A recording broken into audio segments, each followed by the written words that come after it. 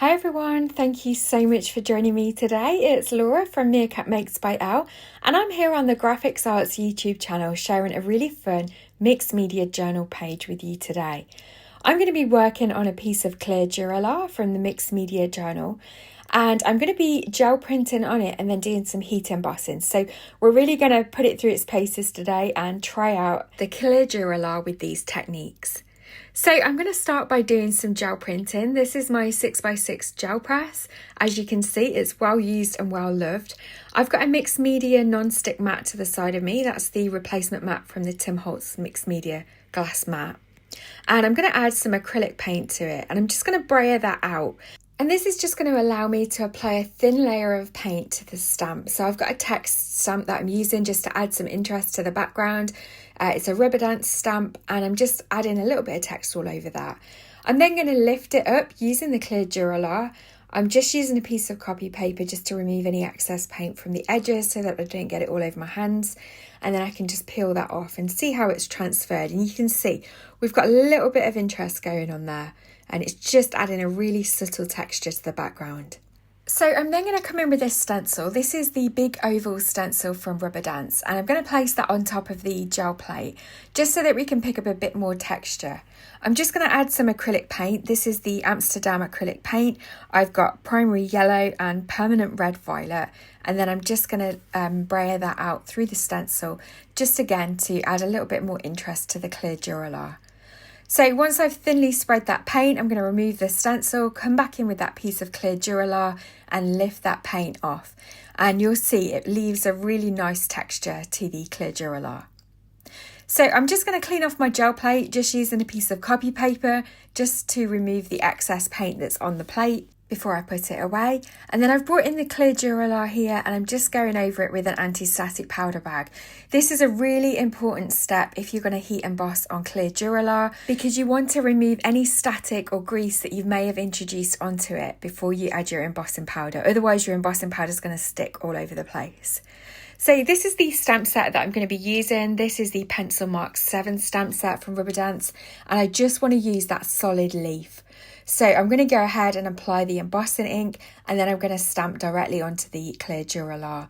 Now in real life you can see where the ink is subtly on the page if you hold it to the light, or you can see it a little bit with your eye, but obviously it's not really showing up on camera. So you just have to trust the process here, but I can see where I've stamped some of those images.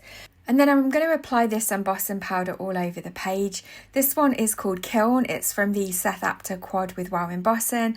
I've given the clear Dura-Lar a good flick to remove any excess powder, and then I can pop that back in the pot and heat set from underneath.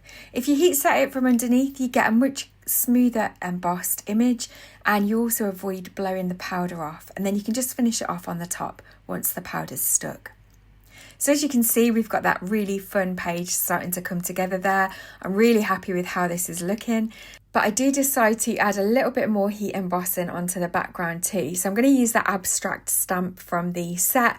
So it's just all these like loosely drawn circles.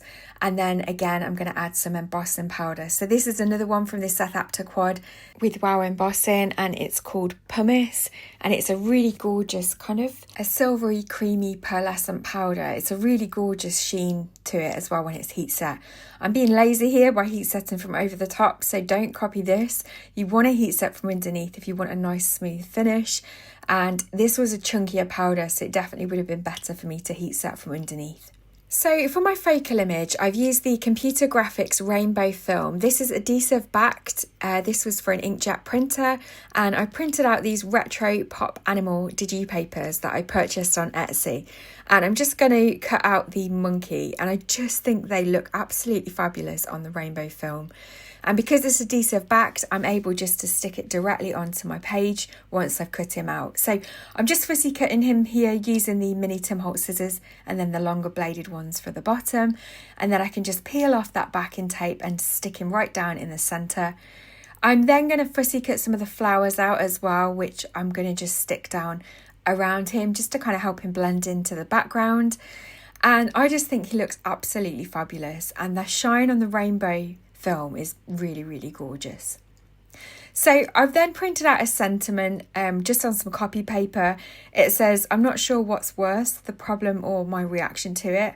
I just really loved this quote, and I thought his head in his hands, he kind of really went well with this quote. So I'm going to trim it out, and to stick that onto my page, I'm going to use the Artist-tac. So this is the permanent dry adhesive micro dots.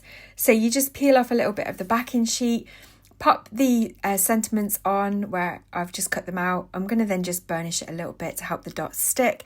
And then I can just peel them off and use them like stickers. So I've just trimmed them into little bits of segments of sentiments because I think they worked best on the page. And you can see there, they've stuck really well to the clear Dura-Lar. Now, I do decide that he needs a little bit of a background, so I'm going to work on the back of this opaque black Dura-Bright page. I've already done a journal page on the other side, so I'm just going to work on the back. And so I'm just going to add shades of green to kind of create a bit of a jungle background. So I'm just adding some of the Amsterdam acrylic paint here using a paintbrush. I just want it to be nice and thinly spread all over that page. I'm not worried about the paintbrush lines because that's going to really just add to the background. And then once it's almost dry, I can then come in with a darker colour of green. And it was just a bit too similar. It wasn't really standing out. There wasn't enough contrast. So I do decide to add a different colour instead. So I've got this darker green paint and that looks a lot better now on the background. I'm just using a sponge to apply the paint through the stencil, but you could definitely use a foam applicator or blender tool if you prefer. But this is just what I had to hand at the time. And I'm just going to add a border or a frame of foliage around the page. And it's just going to be a really, really simple background.